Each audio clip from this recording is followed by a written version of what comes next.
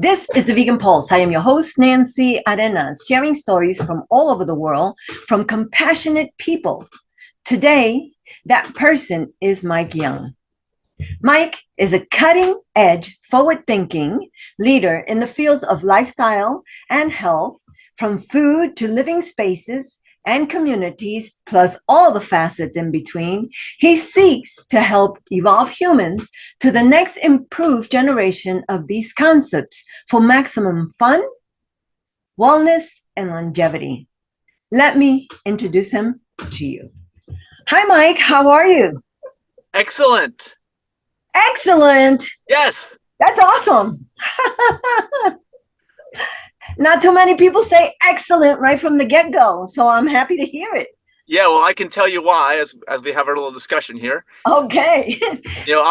My name's Mike Young. Well, you know that. You said hi to me. My name's on the screen, I think, there too. And I'm 53 years young, and part of what I do is longevity, actually. So I'm just a baby, actually, from the 150 years that I expect to live. Woohoo! Talk to us about how you became vegan. Yes, how I became vegan. Okay, my story. My story. Well, it began from, I'd say, the youngest age I can think about.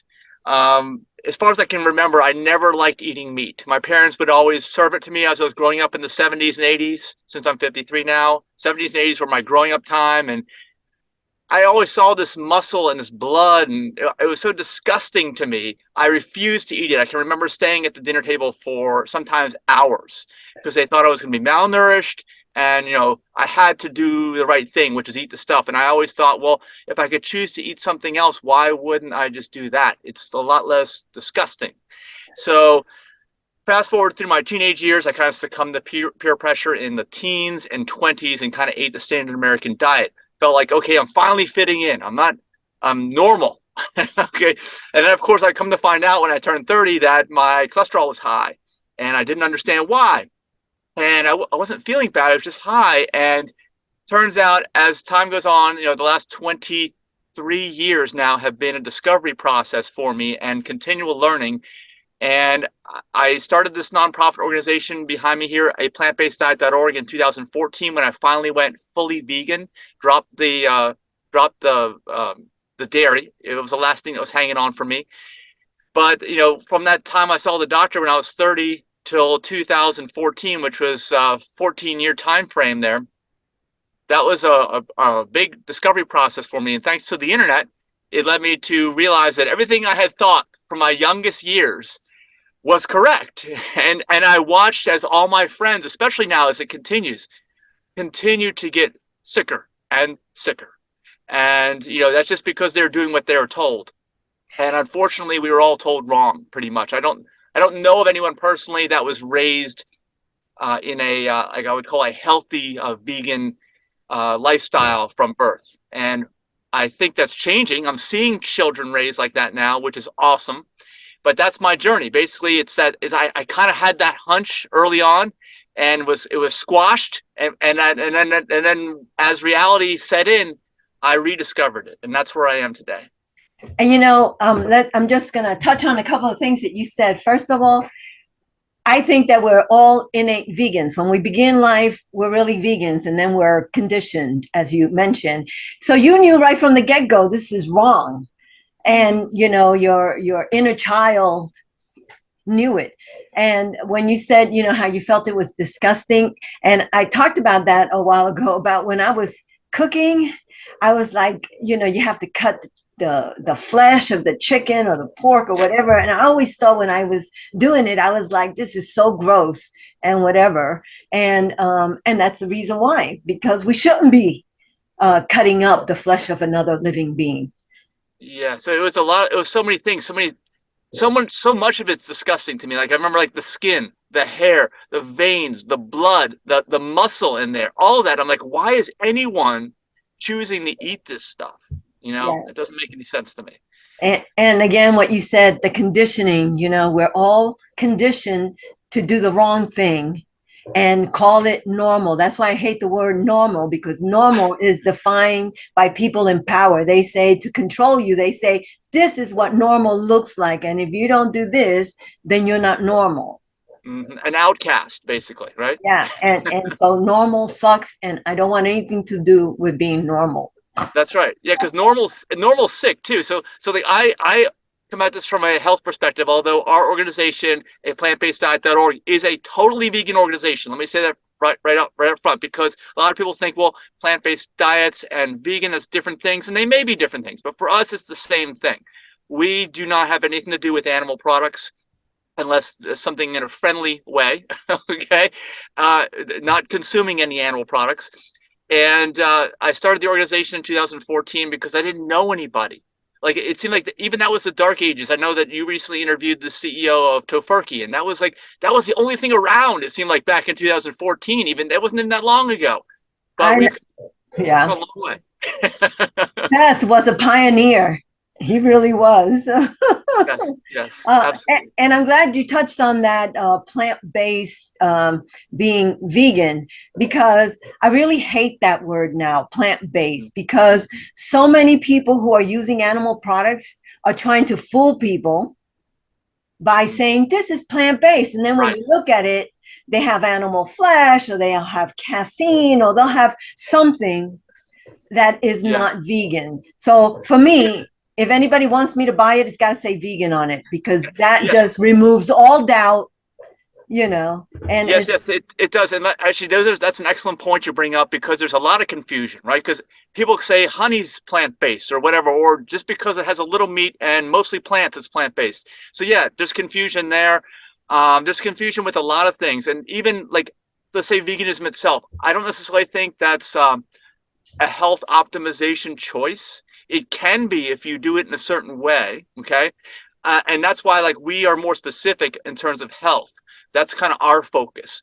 We totally don't want anyone to use animal products in any way. I mean, we're vegan from an ethical standpoint, but we also want to take it further that learning process. So like you see behind me on this side is this healthy vegan food standard that we have.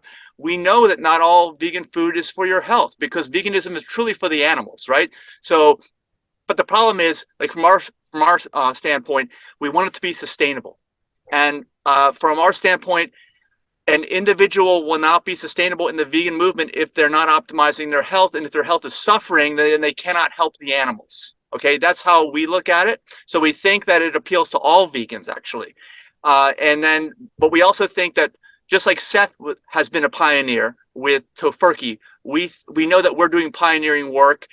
We're doing leading edge work, and it's difficult because it's hard to convince people of this right now, because the market is thankfully flooded with plant-based and vegan foods that are out there right now, but they're not health optimizing. That's why we developed this behind me. And this kind of leads into what I mentioned earlier in the video, which is I expect to live to 150.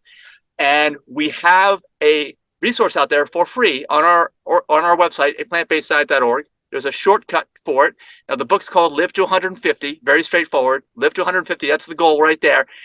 The shortcut is liveto150.org, live to150.org. It's free. It's on our YouTube channel. It's 152 videos, 150 chapters. Basically, it's all the lifestyle choices.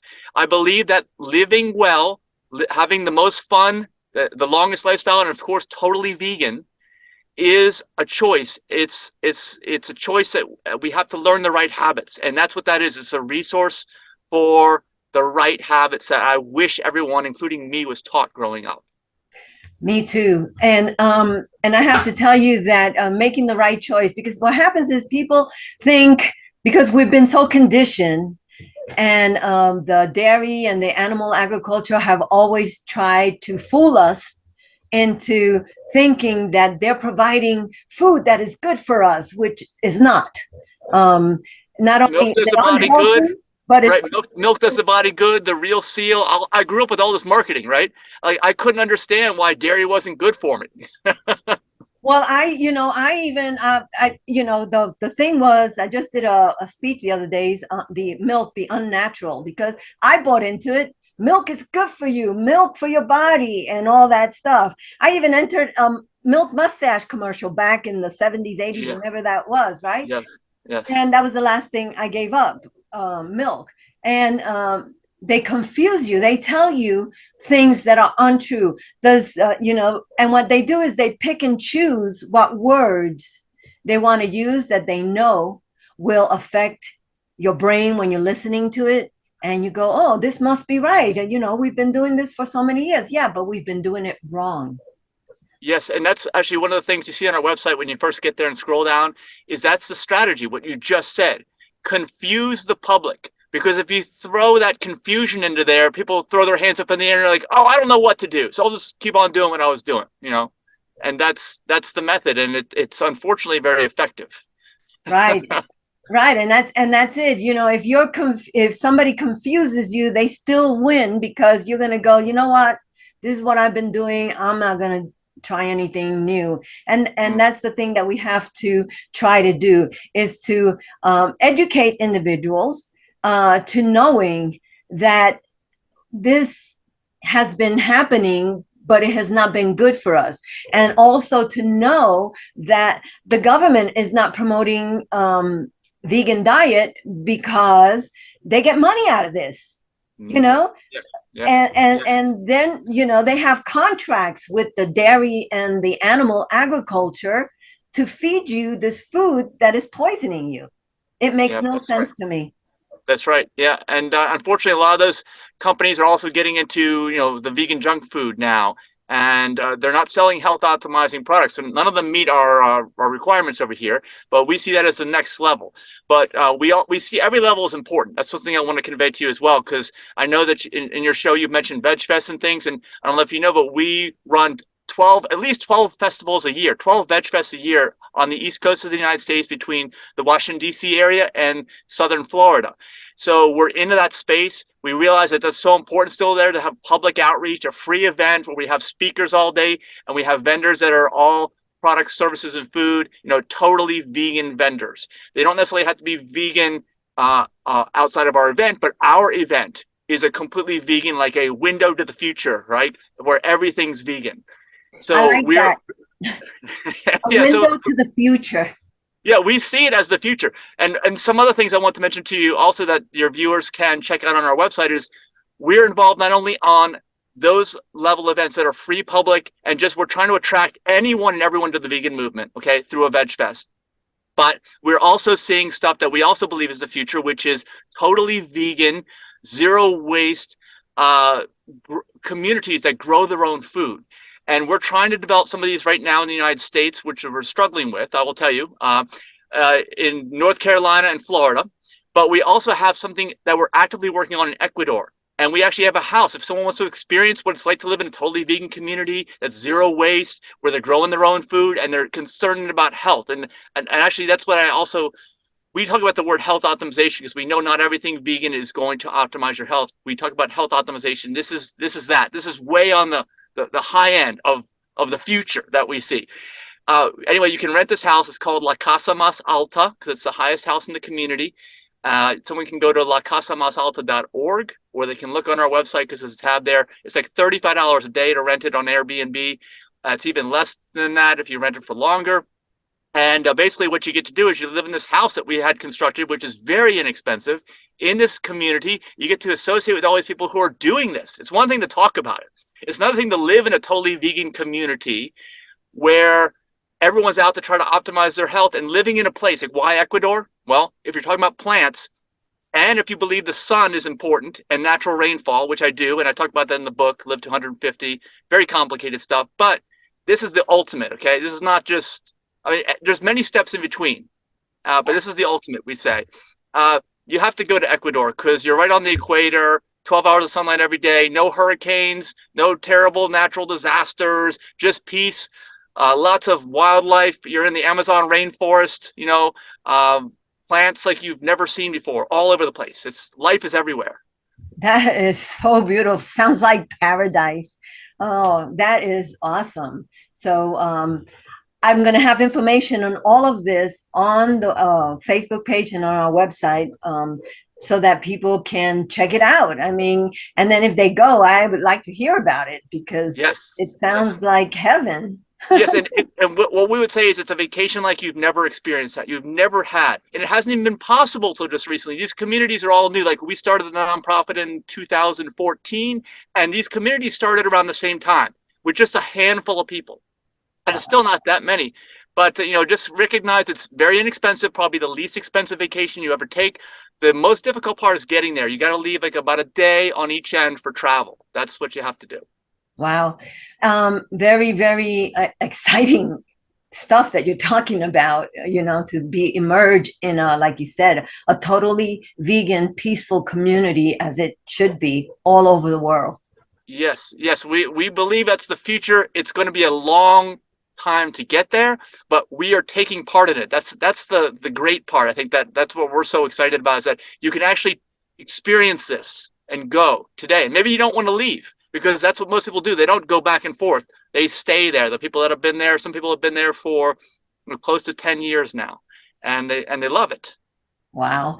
And thank you for doing those Veg Fest. I myself do a Veg Fest here in New Mexico once a year. It's coming up in August 19th on my birthday, so come celebrate with me. Oh, great.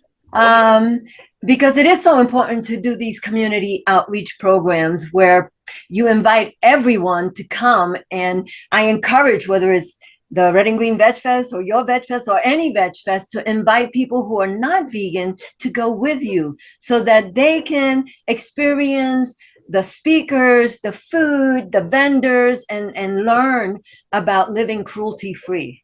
Yes. Yes, it's very important. I mean, we definitely see, like, just as we see these vegan communities as way down the future. The future, I think, as we all know, is a shift from animal product use to no animal product use. And so that's, yeah, these events are very important in that regard. Right. Any last words you want to leave for our viewers? Well, just that, we do believe this is the future. I think I mentioned that earlier. On so many levels, veganism is the future. But I'd say the one thing, that if I can challenge people with and leave them with, is let's make it sustainable. And that's why we are focusing on the health, because without health, nothing I do is sustainable. And with the knowledge, the amazing knowledge that the deeper you dive into veganism, and there's so many levels to this, I do believe. Of course, get rid of all the use of animal products, but there's other sustainable levels like zero waste, chemical free, et cetera, where you're not harming the environment. The better off everybody's going to be. And we're just thankful to have an audience that is receptive to this nowadays, because just like Seth from Tofurkey mentioned, back in the 70s stuff, like nobody knew what they were doing, and we do get a lot of that still too today. But we think that as time goes on, people will look back and say, oh, okay, this all makes sense now. So we're grateful to be in this place and time. Yes. And, for me, veganism is more than just a diet. It's a social justice issue because, as you said, it has so many levels. And the first one, of course, is animals, but it's diet, it's sustainability, it's the future, it's health, it's everything. Yeah, and one quick shout out. We're working on something right now with some partners that we do with and for animal rights. Alachua County, Florida, right now, if you focus in on that and do a search online, they're trying to build a slaughterhouse with public funds, and we're trying to get that stopped. That's something we're working on right now as well. Okay. Well, if you send me that link, if everyone or anyone outside of Florida can sign that sort of petition, send it to me and I will share it for sure. Okay. Thank you so much. Thank you so Okay. much. Thanks, Mike. It has been a pleasure to talk to you. Same here. Thank you for having me, and keep up the great work. Thank you. Bye. Until our next episode, please live a life of kindness, a lifestyle that benefits your health, the animals, and the planet. If you have a pulse, you have a purpose. Live vegan.